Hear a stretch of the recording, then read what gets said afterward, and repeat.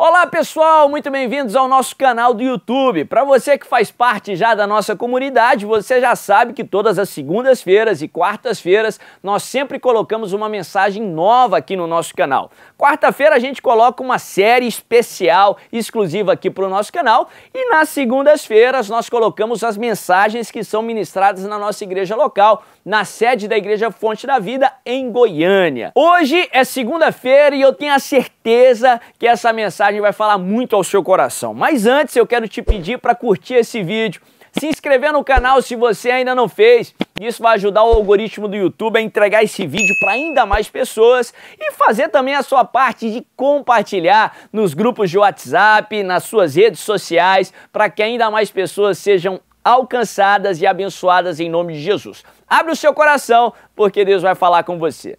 Abra a tua Bíblia comigo no livro de Mateus, capítulo 14. Evangelho de Mateus, capítulo 14, a partir do verso 22. A Bíblia nos ensina que o justo, que o servo do Senhor não é imune a problemas, pelo contrário. A Bíblia fala que Deus permite, Deus faz com que a chuva caia sobre justo e sobre injusto. Todos nós estamos sujeitos a passar por problemas. A diferença é que o servo de Deus sabe com quem ele pode contar. A diferença é que o servo de Deus, ele tem uma promessa no seu coração, que é uma promessa de vitória, apesar das tempestades, amém? Então vamos estudar esse texto, vai lá comigo no verso 22 em diante, nós vamos ler o texto. A Bíblia diz assim: logo em seguida Jesus insistiu com os discípulos para que entrassem no barco e fosse adiante dele para o outro lado, enquanto ele despedia a multidão. Tendo despedido a multidão, subiu sozinho a um monte para orar. Ao anoitecer, ele estava ali sozinho, mas o barco já estava a considerável distância da terra, fustigado pelas ondas, porque o vento soprava contra ele. Alta madrugada, Jesus dirigiu-se a eles andando sobre o mar. Quando o viram andando sobre o mar, ficaram aterrorizados e disseram: é um fantasma, e gritaram de medo. Mas Jesus imediatamente lhes disse: coragem, sou eu, não tenham medo. Senhor, disse Pedro, se és tu, manda-me ir ao teu encontro por sobre as águas. Venha, respondeu Jesus. Então Pedro saiu do barco, andou sobre as águas e foi na direção de Jesus. Mas quando parou e reparou no vento, ficou com medo. E começando a afundar, gritou: Senhor, salva-me! Imediatamente, Jesus estendeu a mão e o segurou. E disse: homem de pequena fé, por que você duvidou? Quando entraram no barco, o vento cessou. Então os que estavam no barco o adoraram, dizendo: verdadeiramente tu és o Filho de Deus. Quando os discípulos eles estavam ali no meio daquela tempestade, fustigado pelas ondas, com medo ali de estarem correndo risco de vida, a tempestade de nenhuma forma era algo desprezível, pelo contrário, a maioria dos discípulos eram galileus e uma boa parte deles eram pescadores, acostumados ali com o mar da Galileia, já tinham visto todo tipo de tempestade, tinha algo a mais ali naquela tempestade que fez com que eles realmente temessem pela própria vida. E a Bíblia fala que no meio da tempestade, na hora mais difícil da tempestade, eles olham para o mar e vê algo andando na direção deles. Eles veem Jesus andando por sobre as águas. Tem muita gente que quando lê o texto pensa que quando Jesus apareceu a tempestade cessou, mas não.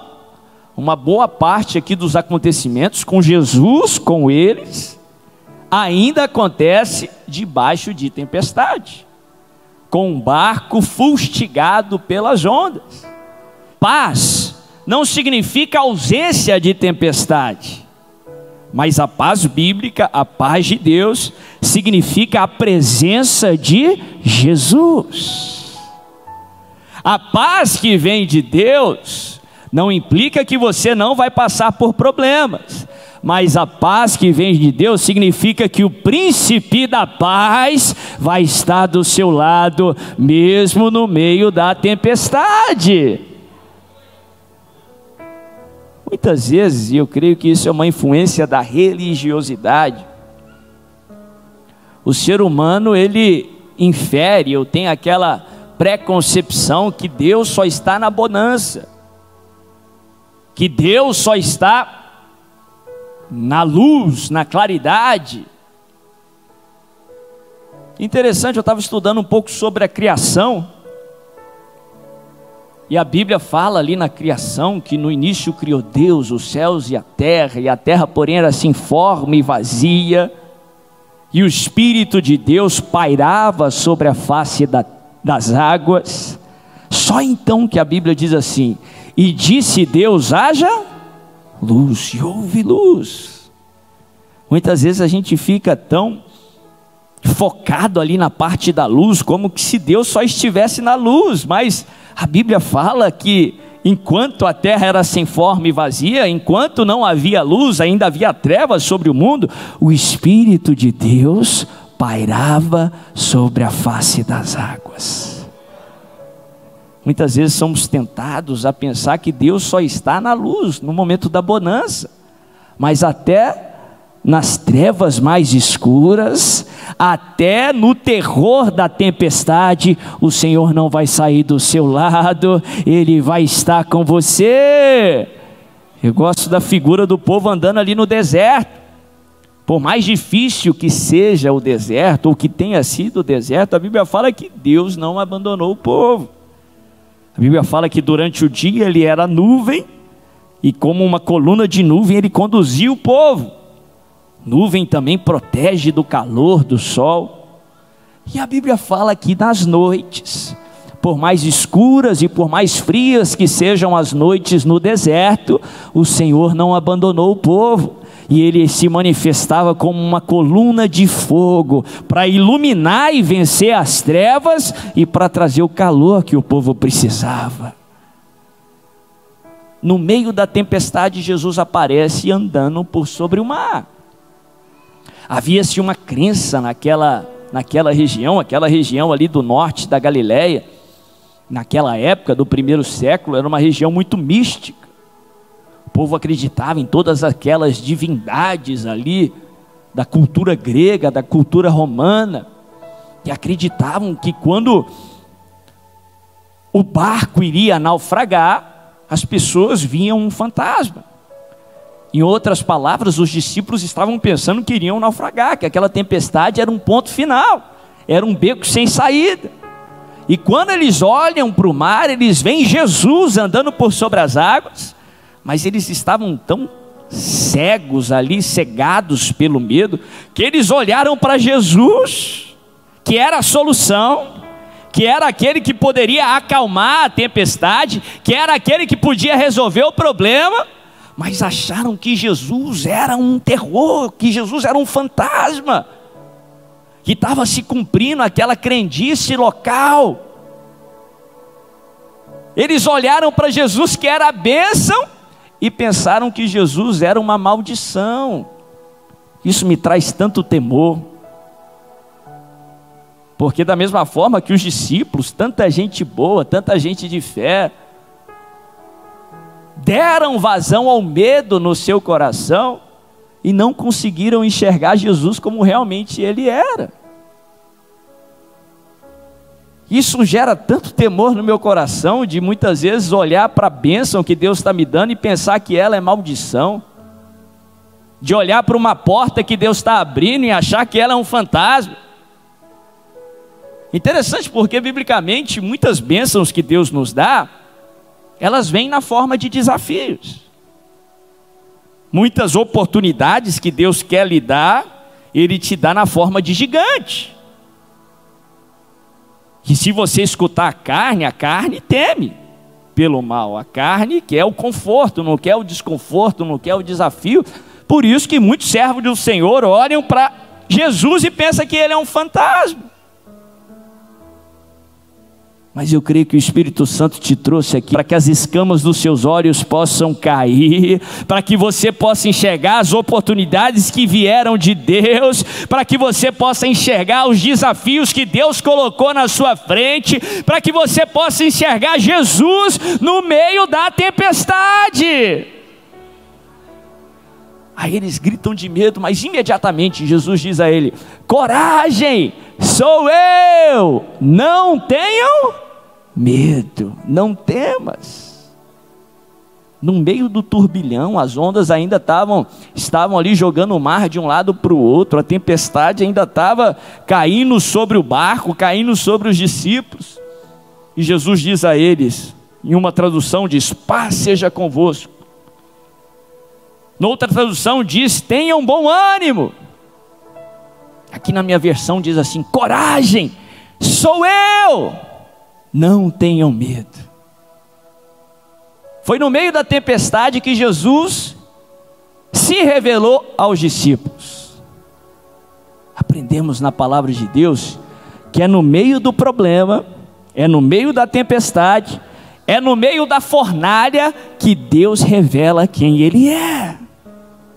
Não só para você, mas para as pessoas que estão no barco. Não só para você, mas também para a sua família, para a sua casa. Não só para você, mas para as pessoas que olharem para você. É no meio da tempestade que Deus revela a sua identidade. A ponto que depois que houve calmaria, as pessoas começam a disseram em outras oportunidades também, quando Jesus acalma a tempestade: quem é esse que é capaz, é poderoso de acalmar até a fúria dos ventos? Foi na tempestade que Deus revelou, que Jesus revelou que Ele era Deus, que Jesus revelou aos discípulos que Ele se importava com os discípulos. Noutra passagem que Jesus estava dormindo, os discípulos acordam a Jesus dizendo assim: Senhor, não te importas que morramos? Olha, numa tempestade eles ficaram tão cegados ali pelo medo, que eles olharam para Jesus e pensaram que Jesus era um fantasma. Na outra eles ficaram tão alvoroçados ali no coração, que viraram para Jesus e falaram que Jesus não se importava com eles, como se Deus não estivesse importando com todo aquele sofrimento. Mas foi no meio da tempestade que Jesus revelou aos discípulos que Ele se importava com eles. Foi no meio da tempestade que Ele revelou aos discípulos um dos seus atributos, que Ele é Salvador. Ele não só nos salva ali no passado da morte e do inferno, mas Ele também salva no presente, e Ele permanece sendo Salvador no seu futuro. É no meio dessa tempestade que Deus vai revelar a identidade dEle para você e para aqueles que estão à sua volta. Ele vai mostrar para todos que só Ele é Deus, que só Ele atende orações, que só Ele cuida dos seus, que Ele é o nosso Salvador. É no meio da tempestade que Ele revela quem Ele é. Ele diz assim: sou eu, não tenho medo. Muita gente pode perguntar: mas como que eu não vou ter medo se o barco está naufragando? Como que eu não vou ter medo se essa tempestade é maior do que todas que eu já enfrentei? Como que eu não vou ter medo se todos aqui no barco estão com medo? Mas Jesus aqui nessa frase, Ele nos ensina como não ter medo. Ele diz assim: coragem, sou eu, não tenham medo. Sabe como você pode não temer no meio da tempestade? Sabe como você pode ter paz no meio da tempestade? Sabe como você pode se aquietar no meio da tempestade? Conhecendo quem Deus é. Aliás, o próprio salmista nos coloca dessa forma. Ele diz assim: aquietai-vos e sabei que eu sou Deus. Ele não exige algo de você que você não possa fazer. Ele não exige algo de você sem fornecer os meios para que você possa o fazer. Ele sabe da dificuldade da carne humana, da natureza humana de lidar com medo. Ele diz: calma. Ele diz: fique em paz. Ele diz: aquietai-vos. E ele dá a forma como você deve se aquietar. Sabe como? Sabendo que ele é Deus. A palavra que é traduzida como saber no original é a mesma palavra que pode ser traduzida também como conhecer. O salmista diz: aquietai-vos e conheça que eu sou Deus. Eu já falei aqui em outras oportunidades o significado da palavra conhecer no contexto bíblico. No contexto que a palavra de Deus foi escrita, a palavra conhecer carregava um significado muito maior do que a palavra conhecer tem nos dias de hoje. A palavra conhecer no contexto bíblico, ela implicava proximidade, relacionamento, intimidade. Era até uma palavra usada nos textos para descrever relacionamento entre casais, implicando proximidade. Sabe como você vai ter paz no meio da sua dificuldade? Sabe como você pode se aquietar apesar das tempestades? Você precisa se aproximar de Deus. Você precisa se relacionar com Deus. Você precisa ter intimidade com Ele, porque a Bíblia fala, uma das suas qualidades, um dos seus adjetivos é que Jesus, Ele é o príncipe da paz. Conhecer ao Senhor, você não pode fazer num encontro somente. No nosso contexto social, se você se encontrar com uma pessoa uma vez, ou for apresentada para tal, você já pode falar: conheço ciclano, conheço beltrano. Não no contexto bíblico. Você precisa se relacionar com a pessoa. Você precisa ter proximidade com a pessoa. É por isso que o profeta fala: conheçamos e prossigamos em conhecer. Que em nome de Jesus você possa conhecer o Senhor como você nunca conheceu, que você possa se aproximar dele como você nunca se aproximou. Aí você vai lembrar que a tempestade não saiu do controle dele, porque nada sai do seu controle. Se ele mandou você ir pela tempestade, é porque ele tem um propósito para a tempestade. E se ele tem um propósito para você, você vai se lembrar que o propósito dele nunca é para te prejudicar, é sempre para te abençoar.